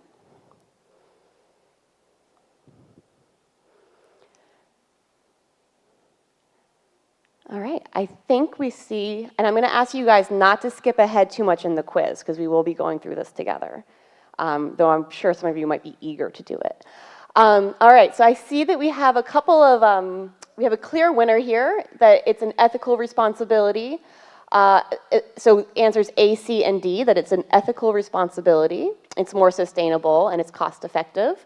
In second place, we have the little trick one that I put in there for you, which is that it's an ethical responsibility, it's part of the definition, and that it's more sustainable. So the majority are right. We have an ethical responsibility to prevent harm before it can occur. While yes, prevention is literally part of the definition of what we do, that only scratches the surface of why it's so important to invest in a primary prevention approach. It's an ethical responsibility. We should not just be responding to harm, but we should be seeking to prevent harm. We should not be seeking to respond to harm after it's occurred, but to prevent harm for outcomes happening to children in the first place. Second, adopting preventive approaches will ensure the sustainability and the long-term impact of humanitarian programming. If we can effectively prevent harm before it occurs, our capacity and resources available to respond will also be greatly strengthened. And finally, it's cost-effective. There's a great example that I once heard about how in the US there were increasing numbers of visits to emergency departments because of car accidents, because it was not a requirement to wear seatbelts. Wearing seatbelts was just not something that people commonly did. And so emergency rooms were being packed with people in car accidents who had had injuries that could have been prevented. One solution would have been to continue building hospitals and training doctors, which would have been quite cost intensive. Another option, and what actually happened, was that doctors and nurses banded together and led a social behavior change campaign, advocated to government, and passed a law that made seatbelts a legal requirement. That is much more sustainable than having to keep on building hospitals and clinics to respond to preventable harm. And then finally, and then we do also have evidence from non-humanitarian child protection efforts and other humanitarian sectors that indicate that prevention interventions are more cost-effective than response-focused programming. Now, I want to be careful to say here that we're not saying that response programming is not important. It is essential and it will always be essential. But we also need to be placing emphasis on how we can prevent harm. So what is the prevention initiative? Now that we know what is prevention, why it's important, what is the prevention initiative? Prevention was identified as a secondary priority in the Alliance Strategic Plan from 2018 to 2020, and it became one of the 4 main priorities in the Alliance strategy for 2021 to 2025. The Prevention Initiative officially started in 2020, thanks to funding from both the Bureau for Humanitarian Assistance and PRM. And the aim of the initiative was to promote increased understanding and prioritization of efforts to prevent harm to children in humanitarian settings. Leading this initiative is an advisory group formed by a diverse group of actors. We have local NGOs, international NGOs, academics, UN agencies, networks of support. And as of September 2023, we had 33 agencies and 39 members represented. The key resource that has been developed by the Prevention Initiative is the Primary Prevention Framework for Child Protection and Humanitarian Action. This framework, which I'll just refer to as the framework for the rest of the session, provides guidance for humanitarian workers on the key actions and considerations to apply when developing or implementing programming to prevent harm to children in humanitarian settings at the population level. So this focuses on that primary prevention population level approach. And it's organized according to the program management cycle, so giving key steps at the preparedness phase, the needs assessment and situation analysis phase, and on through the learning and evaluation phase. It also links to additional supporting resources and tools. This framework also outlines the 8 key guiding principles for effective prevention programming, which can be applied across all of the phases. So it talks about the importance of taking a multi-sectoral approach. And we've talked about this a lot this week. We have to address the whole of the child. If we want to prevent harm before it occurs, we need to be working across sectors. Another key point is that we need to work across the socio-ecological model. And so each of these principles are detailed further in the framework. This framework was developed as a result of an extensive desk review of hundreds of documents. I believe it was over 300 documents reviewed across both academic and gray literature, as well as through consultations with child protection practitioners from national NGOs, international NGOs, the UN, and onwards. So we have our primary prevention framework. It has been developed in an interagency manner with lots of inputs from across child protection actors. But the next step that we needed to do was then test it. We need to generate evidence about the effectiveness and the impact of the primary prevention framework and of taking primary preventive approaches. So we pursued new funding opportunities through the Bureau for Humanitarian Assistance to pilot this framework. And what's really exciting is that we actually are piloting it through each step. So our project was to say, we don't know what activities we're going to be implementing. Our activity we're implementing is to implement the framework step by step. And this gave us an opportunity to really ground the framework in the reality of field level work and to really see how this framework works and how primary prevention works in the realities of humanitarian assistance, which, as we all know, can be quite challenging. It was also an opportunity to develop and test M&E frameworks to seek to measure harm averted. how do you measure harm that doesn't happen? How do you determine that that outcome is achieved? The pilots will inform revisions of the primary prevention framework, as well as a monitoring and evaluation addendum to that framework. And evidence generated from these pilots will feed into advocacy efforts to promote preventive approaches, both within our community, but as well as across other sectors and across donors. So, we are now piloting the framework. We are nearing the end of the pilot process, actually, and we selected 2 countries for piloting, Niger and South Sudan. We were specifically looking for contexts where we had strong multi-sectoral programming, and where there was also strong coordination mechanisms. So far we have covered preparedness, needs assessment, design and planning, and implementation and monitoring. And I'm going to take you through each of those steps and what we have learned as we have gone along. So the first phase was to do a needs assessment and situational analysis. But first we needed to ask ourselves, what harmful outcome, like what are we targeting? What are we working on here? What harm are we seeking to prevent?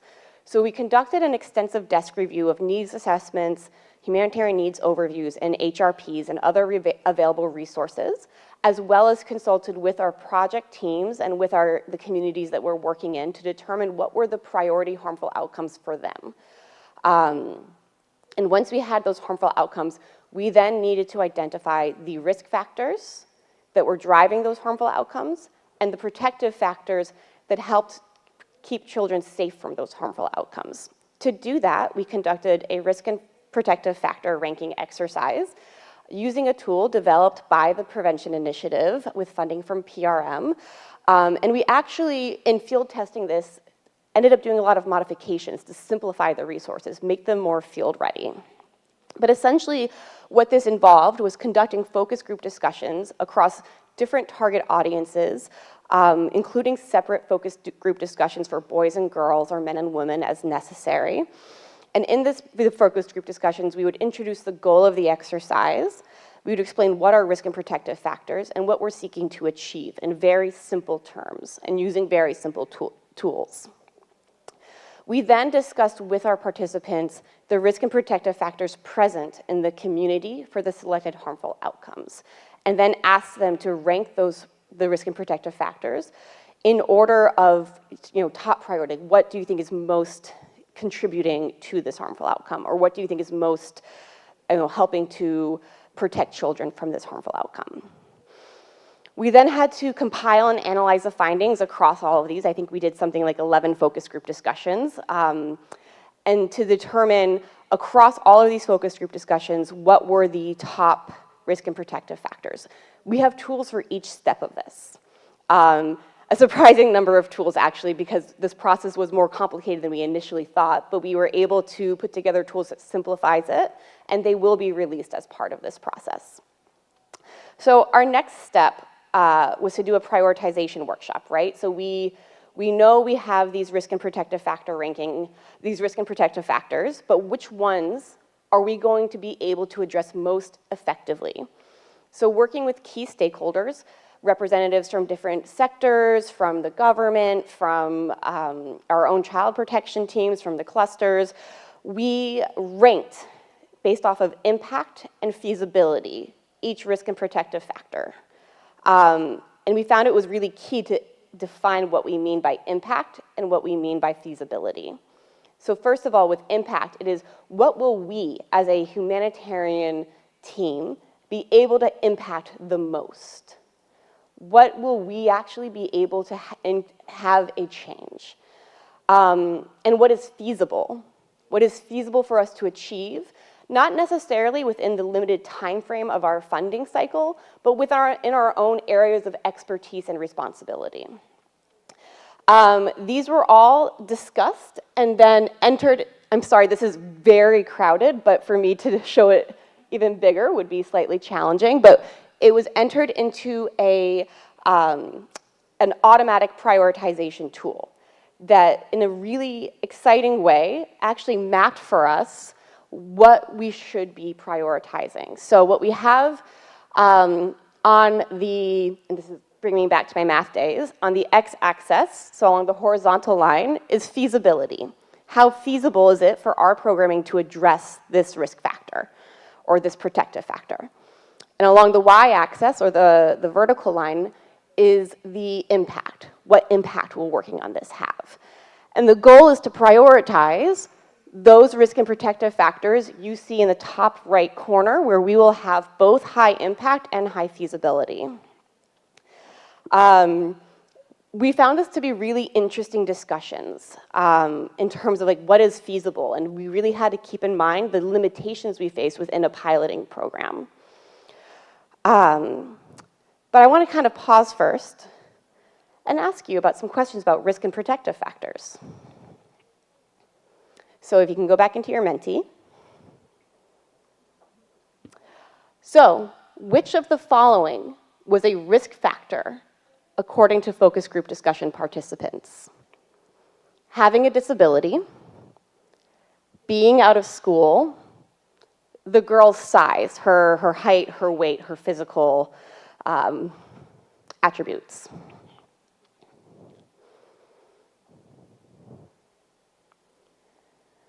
All right, get some interesting, I see being out of school is really seen as a key risk factor. Will this show the correct answer? No. So the correct answer, actually, on what was a risk factor for what was considered a risk factor was actually being out of school and the girl's size. Those were both listed as risk factors. The logic being that if a girl's healthy, has a good weight, she's more at risk of being seen as desirable for marriage. Having a disability was actually listed as a protective factor because for community participants, a girl with a disability would be less likely to be desired in marriage. Our next question is, access to basic needs was listed as a blank factor. Was it a risk factor? Was it a protective factor? Was it both, or was it neither?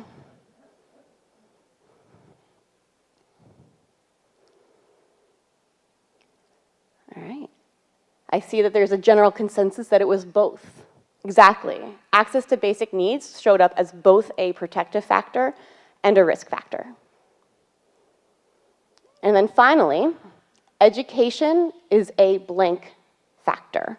Is it a protective factor, a risk factor, neither, or both?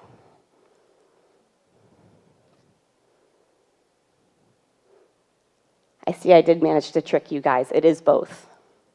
We found it to be listed as both by participants. So this really ties into the challenges and the lessons learned we had from this exercise and from determining risk and protective factors. So first, we felt that participants may not have fully understood what we meant by a risk and protective factor. And it demonstrated to us that it had to be very clear what we are looking for and to really walk through and take the time to explain the exercise. For example, a healthy girl was listed as a risk factor, and being unhealthy or having a disability was listed as a protective factor. Now, it's understandable that a community is naming these as risk and protective factors because quite literally on the surface, that is a consideration. However, what we need to determine and what we discussed as a team was, okay, so what might be the underlying risk factor that we can address? We're obviously not going to be going around saying, all right, we want all of the girls to be malnourished. Like, that's not the solution. But the underlying risk factor here, and what we had to discuss really in depth, was that the social and cultural norms that mean child marriage is normalized is the risk factor. It's the harmful cultural norm. That means that people will see a healthy girl and say, well, she's primed for marriage. So that's what would need to be worked on. We also saw that participants very often listed what they theoretically considered a risk factor or a protective factor, rather than listing risk factors and protective factors that were actively present, which then kind of reiterated we needed to ground this in their current context. We also found that at the same time, risk and protective factors are two sides of the same coin frequently. So inability to access education is a risk factor, while accessing education is a protective factor. It could be listed as a protective factor that is present in a community because there are students attending school, but it could also be listed as a risk factor for those children in the community who are out of school. It is therefore important to fully understand the root causes, or rather the additional risk factors for children being out of school. So we have a school operating, but we see children out of school. So yes, there's access to education, but children are not in school. Why not? And then to delve deeper into the next layer of why this is happening and to consider that as well as a risk factor. But through this, we can also realize that risk factors are often interlinked and compounding. So a school exists, but there's children out of school, which is a risk factor for child labor. Why are children out of school? They are out of school because parents and caregivers can't access livelihoods to pay for scholastic materials for them to attend school, which means they're out of school, but also means that they're at increased risk for child labor. So looking at how these are interlinked and compounding each other. We also found that the same happened with the prioritization exercise around needing to really understand the goal of the exercise. Like, we could say that we would have like a huge impact if we achieve this, but if this risk factor was mitigated, there'd be a huge impact. But then the question of, is it actually feasible, was something that we really had to kind of drive home to participants. So we really understood from this exercise that it's important to familiarize all participants with key terminology, and that it's critical for participants to understand the goal of the exercise. So you really need to take your time doing this and make sure that you are fully familiarizing participants in these topics. So based off of that, apologies, we then to then give you an overview of what we had identified as harmful outcomes and what were prioritized as risk and protective factors based off of our consultations with communities and stakeholders. In Niger, the harmful outcome we focused on is child marriage, with key risk factors being lack of access to livelihoods, education, as well as birth registration. Protective factors was having quality education, positive parenting, and ability to meet basic needs. So as you can see, these are very interlinked. In South Sudan, we are focusing on child marriage and child labor with similar risk factors and protective factors. Once again, you're seeing lack of access to livelihoods, lack of access to quality education, including extracurricular activities, inclusive education as protective factor, and the ability to meet basic needs. So, our next step was then to design a primary prevention approach. What activities can we use, what project can we implement to strengthen protective factors and mitigate risk factors? And what we really found was that this process took longer than we anticipated. And we learned that it's really challenging to develop a primary preventive approach, and that it's necessary, and that in order to do so, just because we're so used to thinking about things in terms of response, in terms of harm has occurred, people are already vulnerable to this, how do we respond to this harm? And instead thinking, how do we prevent it from happening? It was necessary to rethink how we approach existing interventions. There was also certain limitations. This is a pilot project. It's not going to be a long, 2-year-long program. We are looking at, a limited time frame and a specific budget. So we also had to kind of work within those parameters, which, actually led to a lot of really creative thinking. And so it took several iterations to land on the activities that we felt would, within these limitations, represent a strong primary preventive approach. And so now we're going to actually do a quiz based off of the various iterations of the log frames we developed. As part of this step, we developed theories of change, we developed goals, outcomes, activities, indicators, a whole log frame, and M&E plan. And so I'm going to do a quiz. or hopefully you'll remember what you learned in the video about what is a primary preventive approach. So go back into your Menti. Is this a primary preventive approach?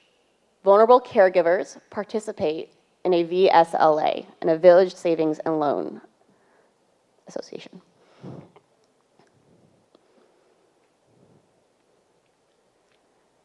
Oh wow, we're pretty neck and neck here.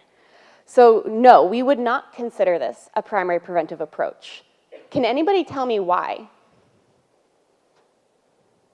Sure. Let me come down to you with the mic. Oh, I did not plan for interactiveness. This is exciting.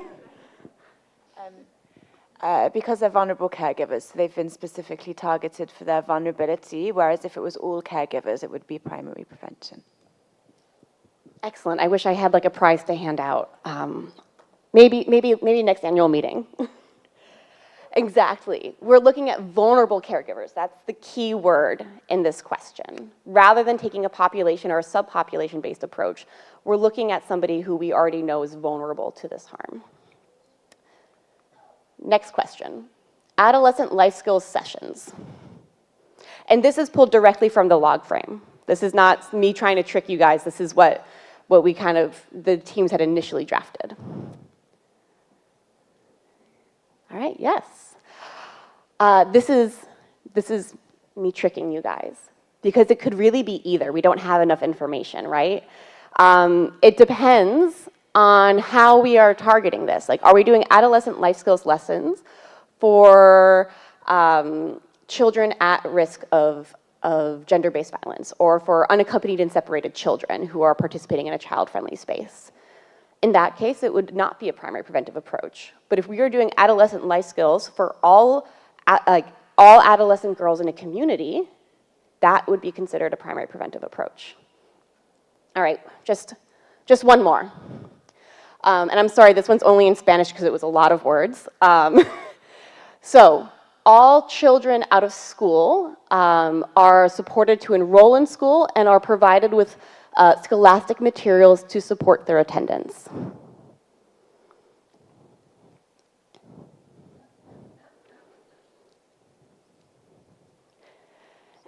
Excellent. Yes, this would be considered a primary preventive approach. We're looking at a subpopulation. We're looking at all children out of school to be supported to enroll and to also continue attending. This is actually one of the activities we ended up including I believe in Niger and South Sudan, was looking at, if you have children who are out of school as a specific subpopulation, it does not mean that they're necessarily at risk of harm or that they're vulnerable to harm, but we do know that if they have additional vulnerabilities, that is what would make them more vulnerable. So we want to look at a population level of having education available, but also children enrolled and retained in education. All right, so what were the challenges in our lessons learned? And there were a couple here. We did see teams, we did struggle with understanding what's a population versus a subpopulation versus a vulnerable group. And this was like kind of one of the trickier parts because our team, we very frequently then began debates around, well, is this a subpopulation or is this a vulnerable group? Like, how do you distinguish these two? And it was something we really needed to work through as a team. And Hani did a lot of review on these log frames and provided a lot of great feedback. So having also like external supporters who were able to kind of review and feedback and say, well, have you thought about it this way? But like one thing that I found helped was like using an example of child marriage. And thinking about what would be a population, subpopulation, and vulnerable group in that situation for that harmful outcome. The population would be everyone in the community, like if you're targeting everyone in the community with social behavior change campaign. A subpopulation might be every adolescent girl. Not every adolescent girl in the community is out of school and therefore at risk of child marriage or is likely to be engaged in child and early forced marriage. But we work with all of them on a social behavior change campaign anyways. And then a vulnerable group would be adolescent girls out of school. Gracias. Gracias, thank you. So that's kind of a good way to think about it and to frame it. But it really helps when you're kind of thinking it through and talking it through with colleagues. So what we then saw was that we needed to think about how we normally approach activities. So for example, we need to think about what actually makes an activity primary prevention. Because we're talking about a population or a subpopulation approach, our instinct was mostly to include awareness raising and social and behavior change activities. Because we were working at a population. How do you do a livelihoods activity with an entire population, right? Or how do you do positive parenting sessions with an entire population? And so there was initially a very heavy reliance on advocacy efforts and awareness raising. Because we didn't feel like it would be possible with how activities that we normally do would be possible. And while social and behavioral change campaigns or advocacy are really essential to prevention, we also need to be working across the socio-ecological model. And it is possible to do activities that we traditionally do in a more secondary or tertiary preventive approach at a population level. The difference is how we're determining participants. Who are we working with? And this also then ties into the fact that primary preventive approaches are necessarily longer term, which is one of the challenges that we face. And next, we also realized it can be challenging to discuss and to determine how do you measure harm averted. So as part of the design and planning process, we developed monitoring and evaluation plans. We developed outcome level indicators, output level indicators, and we wanted to measure both the success of the activities themselves, but then looking longer term, how do we determine that child labor has been prevented, that child and early forced marriage has been prevented?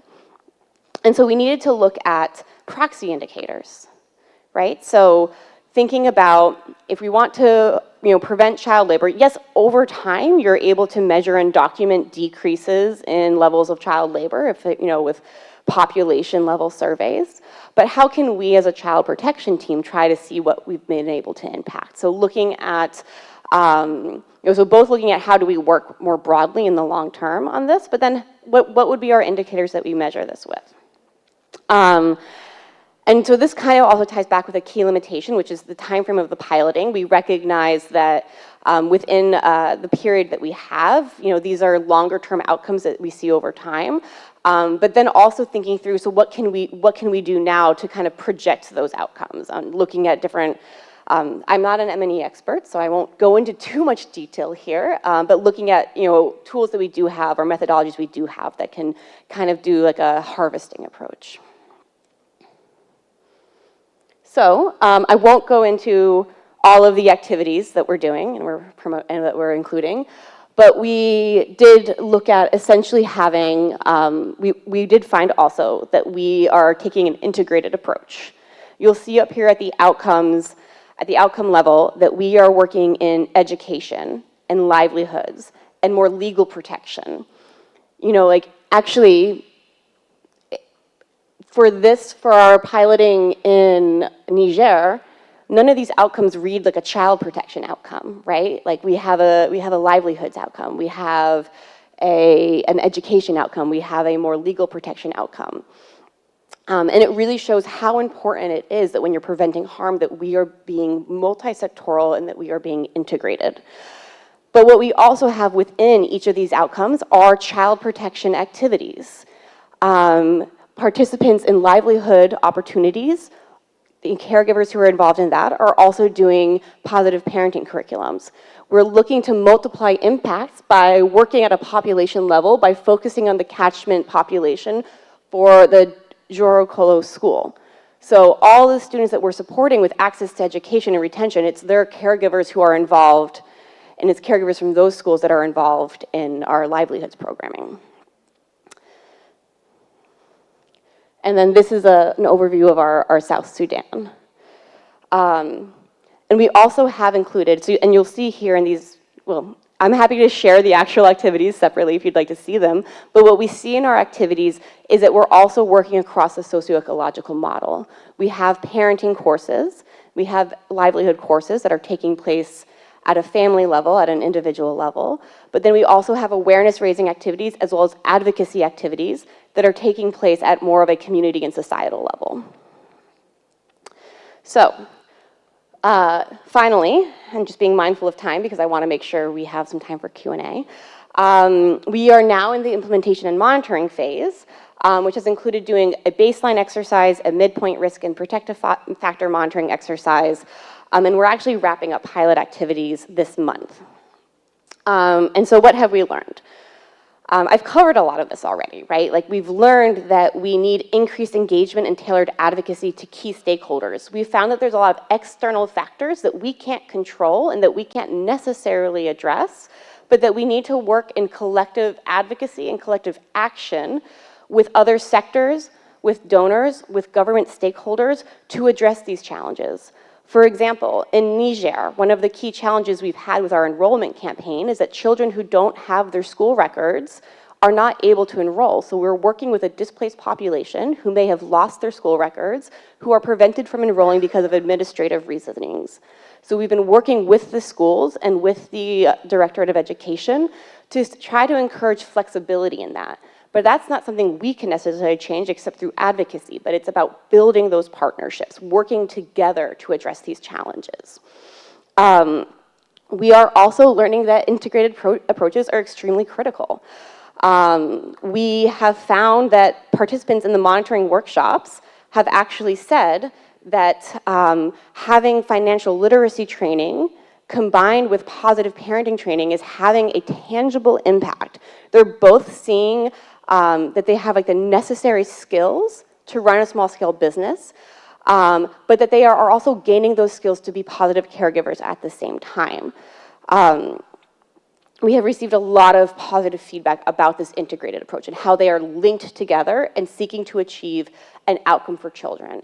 And we, throughout these activities, have been emphasizing and advocating the fact that we're working on these livelihood activities to ensure your children stay in school, to ensure your children don't have to engage in child labor, and working on that together. And why is this important? Why are we working on this? And they've said that they're observing positive changes, both in parents and caregivers' knowledge related to caring for their children, but also in their ability to access livelihood opportunities. We are also learning about the importance of including social and behavior change approaches. And that this is a crucial component.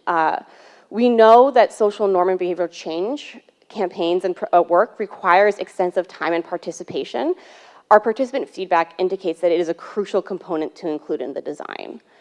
For example, in South Sudan, when we did our midpoint abbreviated risk and protective factor ranking exercise, these were rated as even more important than they had been in our first exercise. And finally, I want to just again emphasize the importance of a collective approach. This can't just be one NGO or one sector promoting a primary preventive approach. We need to all be working together and understanding how working together then promotes the rights of children and prevent harm. And it needs involved coordination and buy-in across all of us, and not just humanitarian NGOs, development NGOs, government counterparts, etc. So, go to my next slide. What's next is and actually I meant to revise this, so this has been slightly revised. What's next is the learning and evaluation phase. We want to do an end-line assessment for our outcome indicators, see how has the needle moved. We're going to repeat the risk and protective factor ranking exercise, again, to see what has changed in terms of community perceptions of risk and protective factors. We're going to evaluate the prevention of identified harmful outcomes. We're going to conduct an evaluation of the success of the primary preventive approach we took. And then we're also going to evaluate how well the prevention framework itself informed piloting across each step. And this will then inform revisions to the framework itself, as well as the development of additional tools. One thing that we have learned is that we really need some additional concrete tools to support implementation. And then we're going to share learnings. We're going to have our learnings from this piloting inform advocacy approaches. So we have a question and answers part, which I want to reserve the rest of this time for, but really quickly I want to just touch on what's up next for the prevention initiative. Really quickly, we are wrapping up piloting. We are doing our end-line assessments, evaluations. We will have a webinar we're planning to schedule in September that's going to be on the evaluations and on our learnings. We will then have an additional webinar at the end of the year on our reflections of the overall process. We will keep you informed as those are officially scheduled. But we are also going to be restarting virtual clinics. This is a key resource that is provided as part of the prevention initiative. We have recently recruited a primary prevention focal point for the Alliance. She will be starting in July, and this is a service we offer to Alliance members, to child protection practitioners. There are virtual clinics where you get to work with the primary prevention focal point to design preventive approaches, to lead trainings for your teams. And so she is going to be a key resource to help you adapt and implement primary preventive approaches. And so that's available for anyone who's interested. You can reach out to myself or to the prevention email, which I do have at the bottom of the slide. And those are one-on-one sessions, those are group sessions, and they're really key and supportive. We've run a few of these last year and had really positive feedback.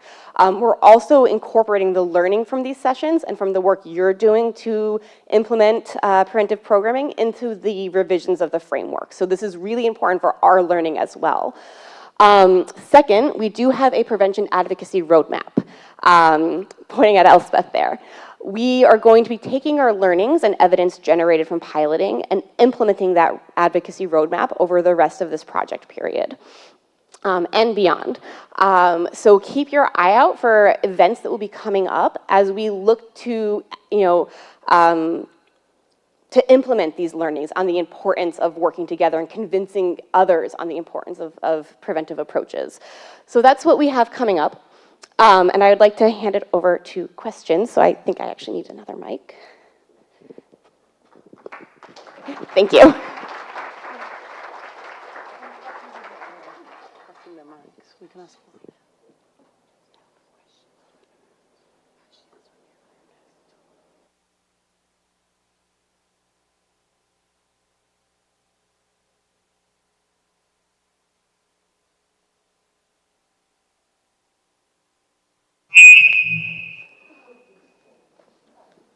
Lo siento mucho.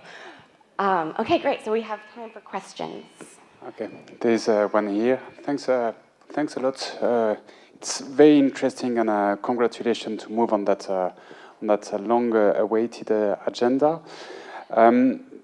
I wanted to know if you could reflect on the multi-sectoral engagement from the planning phase, because in fact, when you want to address the prevention, the primary prevention, you need to engage many different sectors, as your example showed. And did you start from the planning to engage them, to start to reflect, and to bring them on board when you were designing the project? Yeah.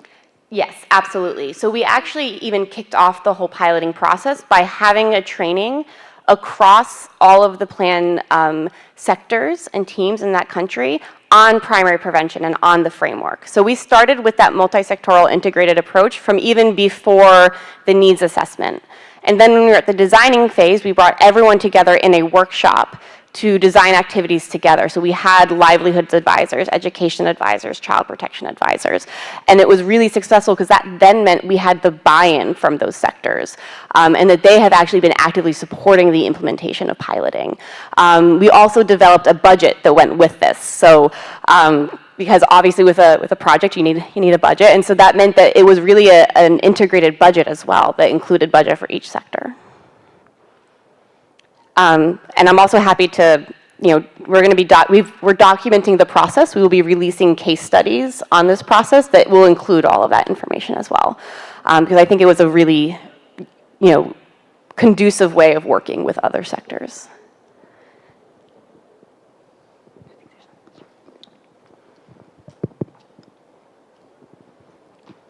Thank you very much. I have, actually my question is the question of curiosity, because you mentioned Niger, and I saw differ. So among the preventive approaches that you mentioned, there is actually maintaining children at school. But currently, DIFA is facing challenges and also grave violations against children, and attack on schools is one of them, closure of school as well. So I wanted to know, first of all, if you had a chance to look at this issue of prevention of child marriage within the angle of conflict as well. And the second question is related to alternative where schools are not available. Mm-hmm. So this is an excellent question, and this was definitely one of the challenges we had with piloting, right? And this is a challenge more broadly with a primary preventive approach. We are working in contexts that change rapidly, that evolve rapidly. And as you mentioned, in Niger, in Diffa, security of schools is an issue. So this was a consideration when we were, even selecting locations for piloting, and we really relied on our plan's existing presence and knowledge to make sure we were selecting a location where we felt we would be able to implement pilot activities safely and be able to follow those through to the end. So this was a consideration. And I mean, I would say that those were all questions that we had as we were piloting, and how do we address this? And I would say, do you mind just reminding me of the second part of your question? Alternative where schools are non-existent. So we, fortunately, in this pilot did not have to consider that. But what I would say is that if we're thinking about that, like alternatives where schools aren't existent and how do we prevent harm, it would come down to the risk and protective factor ranking exercise again. We prioritize access to education because our findings were that was a priority concern, and that it was something that was feasible for us to address and that would have a high impact. If we redo that exercise, and this is why the risk and protective factor exercises are so important to contextualize and to do in the areas where you're planning to work. We would, in a situation where there are not schools available, we would identify other protective factors that we could seek to strengthen.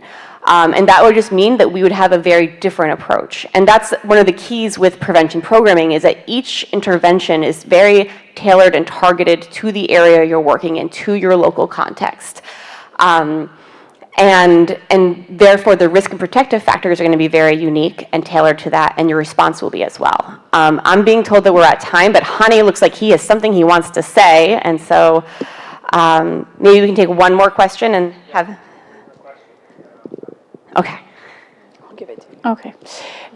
I was thinking then in this prioritization exercise, did you only rely on people's perspective from the community or from where you worked, or did you also consider research and, like more global research findings? Because I can see how, like, personally you can have a strong opinion about something which may not be totally true, or could be biased by your own perception filters, So that's precisely. So that was one of our considerations.